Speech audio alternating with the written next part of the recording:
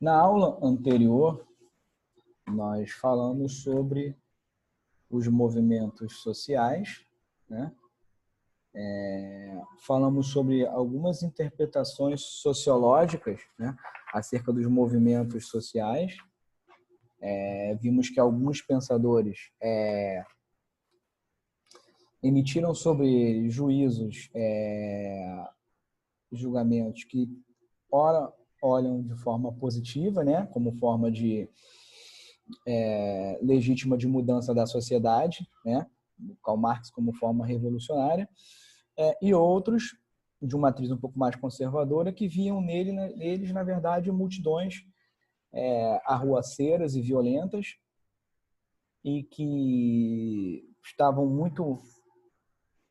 sendo muitas vezes manipuladas e, enfim, e poucas vezes estavam lutando pelos seus próprios direitos, né, ou por mudanças estruturais. Bom,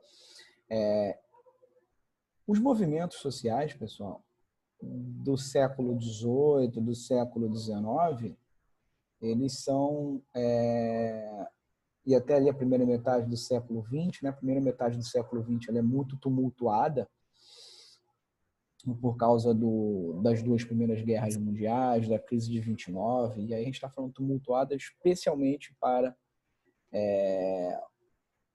a Europa, né?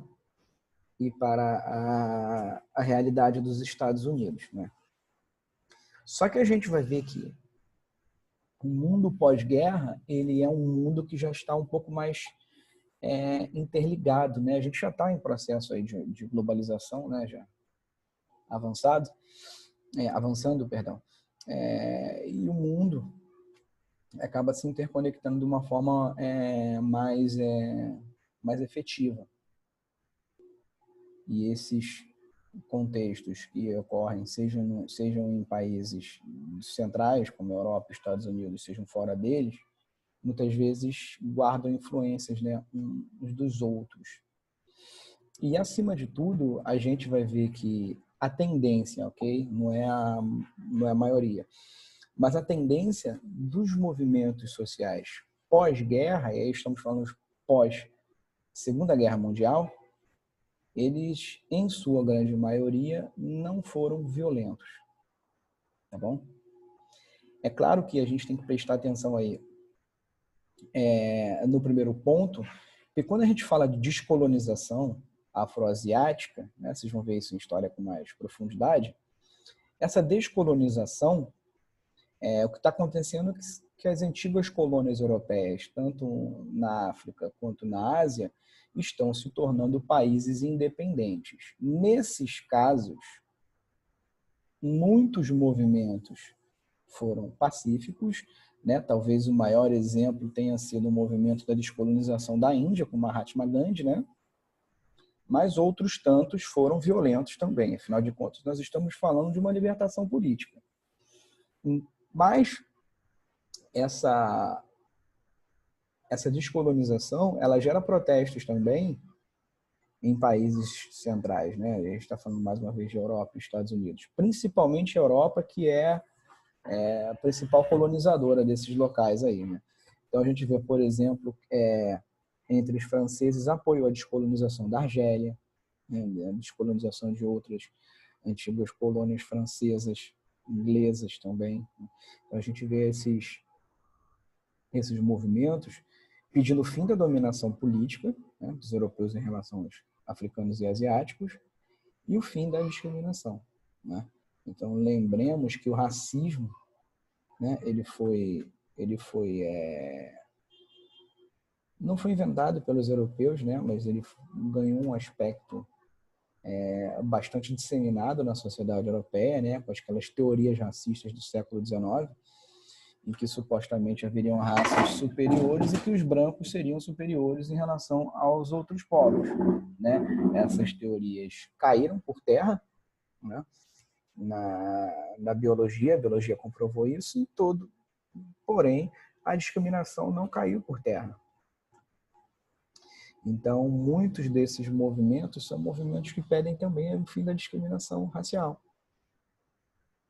Nós estamos vendo a partir da década de 60, da década de 70, um fluxo migratório cada vez maior, né? E pelo menos por enquanto, ininterrupto em relação a países africanos em direção à Europa, africanos e asiáticos em direção à Europa, né? Então, muitos dos ex-colonos agora são moradores da metrópole, né?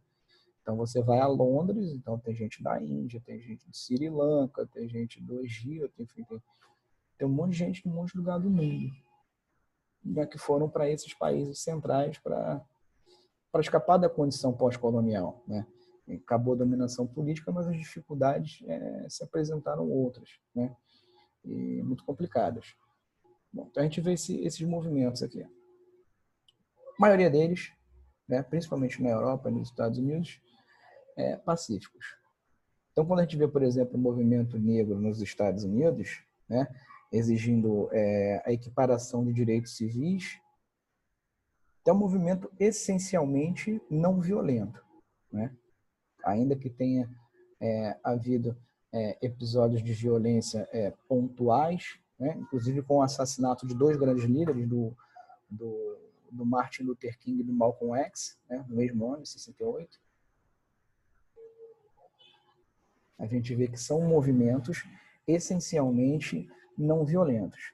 E aí são movimentos para equiparação de direitos civis.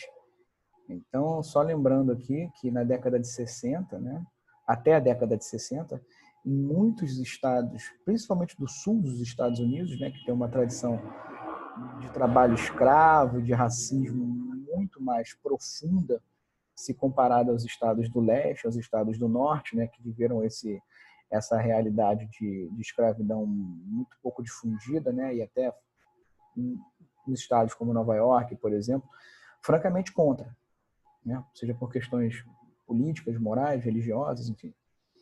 Então a gente vê que nos estados do sul dos Estados Unidos, a discriminação ela existia em forma de lei. E aí entra em choque com os direitos civis. Se os direitos civis dizem que todos são livres e iguais em direitos, por que os brancos podem circular livremente e os negros, por exemplo, têm que morar em bairros específicos? Tem tanta dificuldade, né? Em teoria poderiam, em alguns estados, poderiam até votar, se candidatar também. Mas dificuldades práticas eram tão grandes, que acabavam muitas vezes inviabilizando que essas pessoas exercessem seus direitos políticos. Então, as universidades, né, algumas delas, não todas, não garantiam acesso para negros, né? Enfim, havia todo um problema de segregação. Não só nos Estados Unidos, a gente vê isso na África do Sul, com força de lei, com apartheid, né? Mas nos Estados Unidos era uma coisa um pouco mais complicada, porque tinha lei que sim, tinha lei que não. Lá o federalismo ele garante muita força para os estados, né? Então esses movimentos são movimentos que pontualmente desejam o fim do racismo. Mas no longo prazo, né, a questão do conjuntural e do estrutural, que a gente viu na aula anterior, conjunturalmente, ali da conjuntura, é a questão dos direitos civis, né, de problemas de violência. A Ku Klux Klan, ela agia livremente, né, com apoio, às vezes disfarçados de autoridades locais, né, pessoas eram mortas, linchadas e penduradas em árvores em pleno século XX, na década de 60. Então, esses são problemas estruturais. O problema estrutural que eles estão remetindo e que eles querem, né, é o fim do racismo. Mais uma vez, voltamos aí para questões... Nós estamos em 2020, né? Estamos falando do movimento negro da década de 60, mas em 2020 os Estados Unidos ainda sofrem com esses problemas de um racismo muito profundo na sociedade, né? Que aí é uma outra questão, porque a gente pode mudar a lei, mas a lei não necessariamente muda a mentalidade das pessoas. Eu posso colocar a lei mais violenta que for contra o racismo. O Brasil tem uma das leis mais fortes contra o racismo. O racismo é crime inafiançável. no Brasil. E nós não deixamos de ser racistas.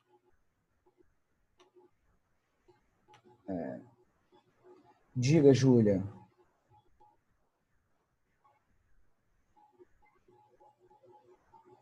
O Rafael disse que tá ruim. Não, tudo bem. Não, tudo bem. Quem não tiver conseguindo entrar, eu vou disponibilizar depois. Fala para ele ficar tranquilo que se não conseguir entrar agora, depois ele acessa lá até o fim da manhã. Eu coloco a aula lá para ele, tá bom? Obrigado por avisar.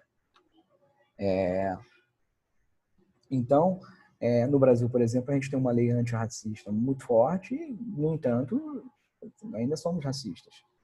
Porque há um problema, uma questão é a estrutura da sociedade que forma pessoas racistas e outra coisa é a lei que não consegue penetrar na mentalidade das pessoas, porque o racismo é uma questão não só legal, é uma questão cultural também.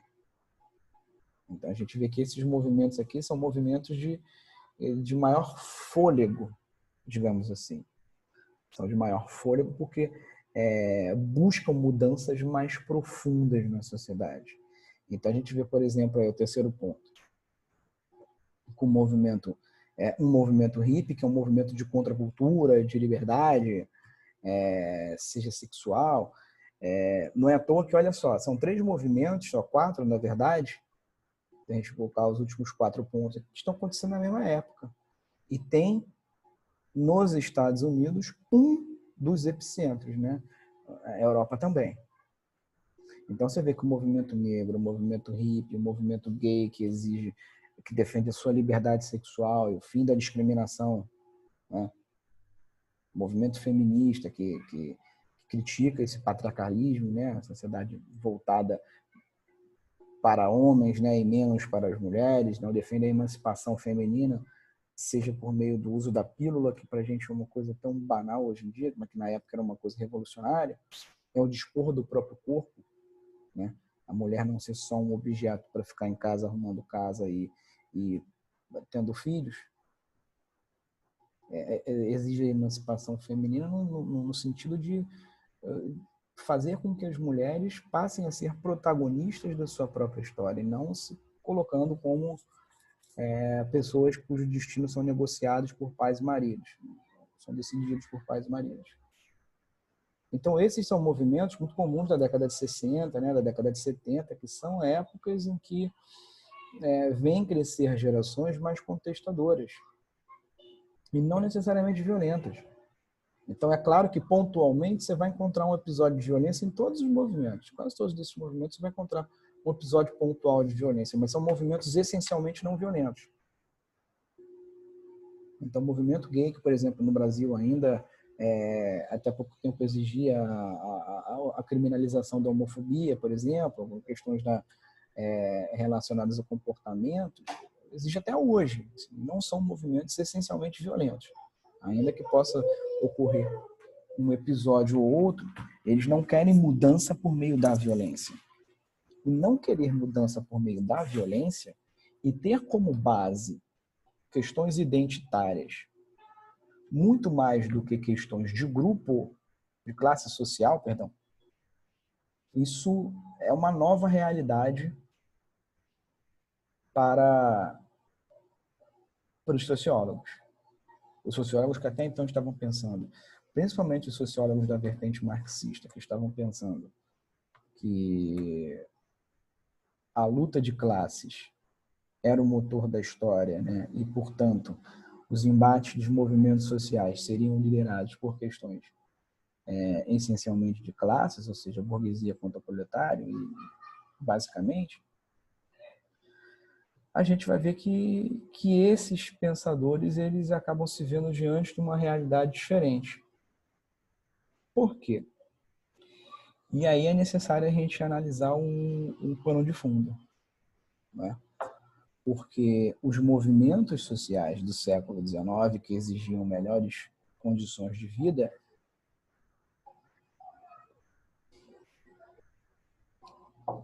são movimentos que têm a sua lógica dentro de um determinado contexto histórico.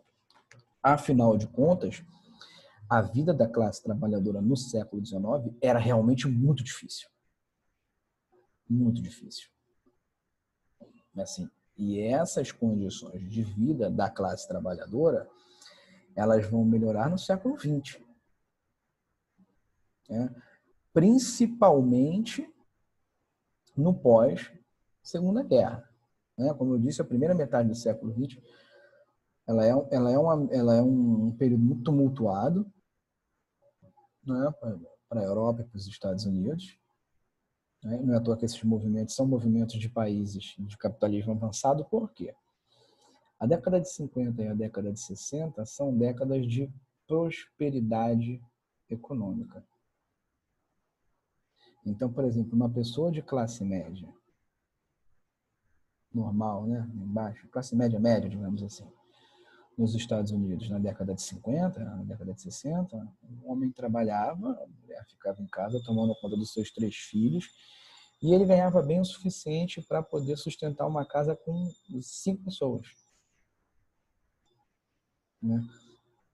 E sem, por exemplo, precisar que a mulher trabalhe para completar a renda. Né? Algumas trabalhavam, mas nem todas. Né? Aquela visão clássica do americano da década de 50, da década de 60, é a mulher em casa tomando conta dos seus 3, 4 filhos e um homem trabalhando. Assim, não se mata de trabalhar, do tipo de 8 às 8 da noite. Tem um salário decente, tem acesso à educação pública, a gente está falando especificamente dos Estados Unidos e da Europa, boa, de qualidade, né?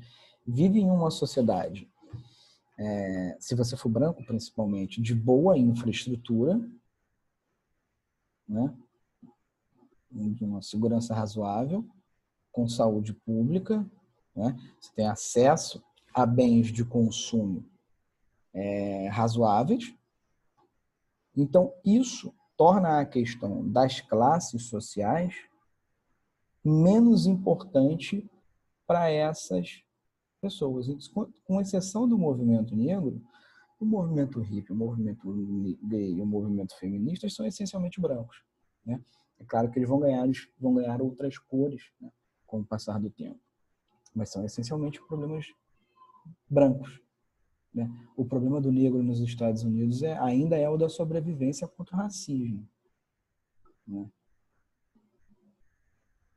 E aí, a partir do momento que esses novos movimentos surgem, se articulando em torno de questões de identidade, ou seja, de como as pessoas se parecem, e tanto faz as classes sociais às quais elas pertencem, porque assim, um gay da classe alta e um gay da classe baixa, eles sofreram com o mesmo problema. As mulheres das classes mais altas, as mulheres das classes mais baixas, segundo o movimento feminista, viviam oprimidas pelo mesmo patriarcalismo. Né? Em alguns lugares, talvez as classes mais altas fossem até pior. A questão do negro, ele está sendo discriminado, e aí tanto faz se ele é gay, se ele é mulher, se ele não é. Ele está sendo discriminado pelo fato de ele ser negro. Se o problema dele é a negritude. Os direitos civis estão sendo cerceados para ele pela cor da pele dele. Não tem nada a ver com a classe social dele. Mesmo porque, principalmente nesses estados do sul, a questão racial era tão forte que isso impedia a ascensão social desses sujeitos, por mais que eles tentassem. Pensem em uma faculdade que simplesmente não abre a porta para o sujeito que ser negro. Tanto faz se ele tem dinheiro ou não para pagar, se ele ganha ou não bolsa, se ele é ou não inteligente. Ele não vai entrar por causa da pele dele.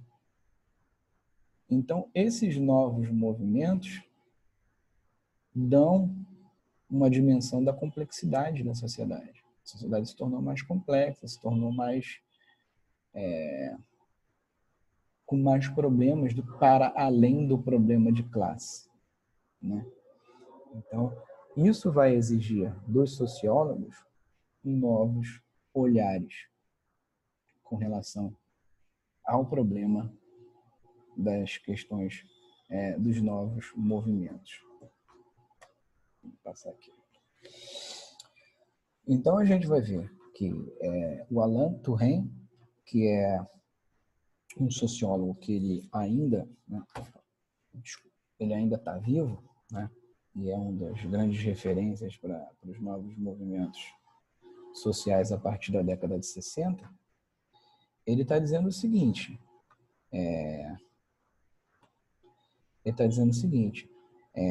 os problemas, os movimentos sociais, perdão, mudaram porque os problemas também tomaram novas dimensões. A partir da década de 50, né, o mundo, né, ele está falando mais uma vez do mundo desenvolvido, Estados Unidos e Europa, e com o passar do tempo, o resto do mundo também, nós, do ponto de vista global, né, olhado de cima, nós nos tornamos uma sociedade pós-industrial. E o que é uma sociedade pós-industrial? Isso quer dizer que nós vivemos em uma sociedade em que a maioria dos trabalhos não são trabalhos ligados à indústria. A maioria dos trabalhadores do mundo hoje não trabalham em fábricas. Trabalham no setor de serviços, né? Terceiro setor. Então, esse setor de serviços é, por exemplo, o sujeito que trabalha, por exemplo, profissionais liberais, médico, professor, advogado, mas é também o dono do restaurante, é o dono do cinema, é o cara da livraria, é o artista, é o músico, né? É o sujeito que vende sapato, é o outro que vende seguro. Então, reparem, então vejam, façam uma experiência. Aqui na cidade em que a gente vive, a minoria das pessoas trabalha em fábrica. Né? Na nossa região, no nosso estado, inclusive no nosso país, né, arredondando para cima, a indústria brasileira ela responde por algo em torno de, arredondando, 25% da nossa economia. O resto é setor de serviços. A gente está falando de 75%. Então, a maioria das pessoas, portanto, trabalham fora da indústria. Opa, tá travando ou é impressão minha? Tá travando aí, pessoal? Vocês estão vendo bem? Aqui para mim parece que está travando. Beleza, continuar. Então, assim, os problemas de uma sociedade pós-industrial são problemas que, de acordo com o Alain Touraine, migraram, digamos assim, da questão da classe, da questão econômica, para a questão da cultura. Porque, de fato, a economia capitalista ela conseguiu proporcionar um crescimento dos padrões de vida, principalmente, né, nos países mais avançados. Claro que a situação no Brasil tá diferente, ainda é bastante complicada aqui, por exemplo, na década de 60, de 70. Bom, ainda é complicado em 2020. Mas são problemas que, na Europa, a maioria dos europeus, tal qual aquele exemplo que eu dei dos Estados Unidos, eles vivem uma boa situação do ponto de vista material. Então, as diferenças da cultura emergem. Então, passa a se perceber. Se o problema agora não é o acesso a um trabalho decente, né, condições decentes de vida, o problema, principalmente para europeus e americanos, passa a ser a questão da cultura, as diferenças. As diferenças das chamadas minorias, né? As diferenças com relação aos padrões sociais impostos. Então, qual é o padrão normal? O padrão normal é, sei lá, casamento heterossexual, monogâmico, o homem trabalha, a mulher fica dentro de casa. Isso é um padrão que passa a ser contestado. Por quê? Porque o sujeito, as pessoas homossexuais, têm um padrão diferente. de repente não querem formar a família, ou querem formar a família e querem ter o direito de adotar os seus filhos, né? Querem ter, por exemplo, o direito de serem equiparados aos herdeiros, né? Até pouco tempo, no Brasil, pessoas do mesmo sexo não podiam ter a sua união registrada com o mesmo peso jurídico, né? Assim, com a união heterossexual. Então, não havia casamento, né, entre pessoas do mesmo sexo. Então, isso quer dizer, por exemplo, que se dois homens são casados, né? Um morre, o outro não ia poder herdar. No plano de saúde, você não consegue colocar, não conseguia colocar. Né? Então, todos esses problemas que, na prática, estão apontando para o seguinte: ué, mas não são todos iguais perante a lei? Então, por que eu, pela minha condição específica de homossexual, não posso ter acesso à igualdade? Então, são questões que emergem. Por quê? Aparentemente, o problema das questões econômicas, principalmente em outros lugares do mundo, né? Mas não só, no Brasil também, elas emergem porque assim, estão se acalmando. Né? Nós estávamos em um período, vai estar quase acabando aqui a nossa aula, em que esse tipo de problema eram problemas menores, né? Problema econômico. Aqui no Brasil ainda há, né? A gente já vai ver isso um pouquinho mais pra frente. Outro cara que fala disso é o Jürgen Habermas, né?